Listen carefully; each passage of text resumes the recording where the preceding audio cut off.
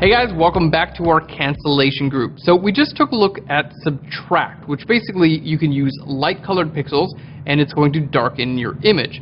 Now we're going to take a look at divide, which is the exact opposite. So you can use dark colored pixels to lighten your image, which is really fun. Now I like to use this thing for adding light flares to your photos. So that's what we're going to be doing in this example. Let's go ahead and jump into Photoshop.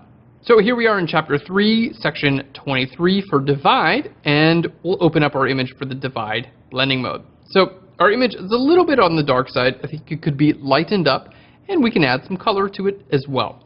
So let's go ahead and grab a solid color fill layer, okay, right there in the middle, and we're going to pop down to divide. Now, with divide, okay, let's just bring this over here. The lighter your colors, the less of an effect you're going to have. And you can see white basically has no effect at all. Now, the darker you go, the lighter your image is going to get. And also, the more saturated you go, the more saturated your colors are going to get as well. Okay, and somewhere right about here, you get something that you can actually use. Now, keep in mind, this is also going to do an inversion. So, if I'm here using red colors, we're going to get these cyan colors here. So if I wanted, for instance, some warm colors here, I would want to choose some cool colors, and it will add warm colors to my photo and also brighten things up. So divide is going to brighten, subtract is going to darken. All right, let's hit OK there. And we can see, in fact, we have brightened and added some color into our photo, which looks really great.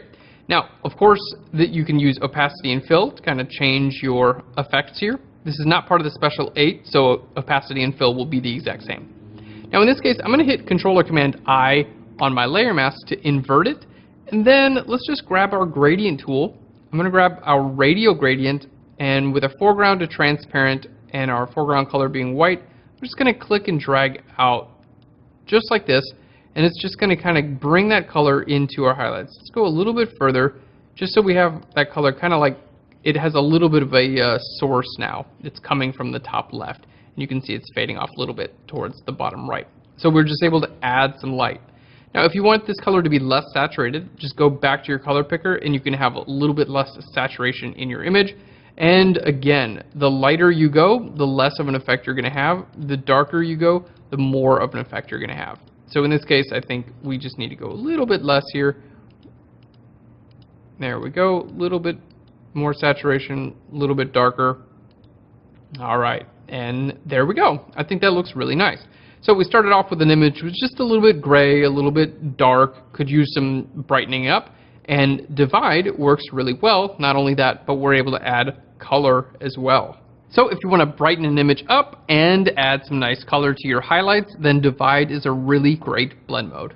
So that's it for our cancellation group. Next, we're going to take a look at our component group. This is actually the last group: hue, saturation, color, and luminosity. And each of those has some really interesting uses in Photoshop. All right, guys, thank you so much. I'll see you in the next video.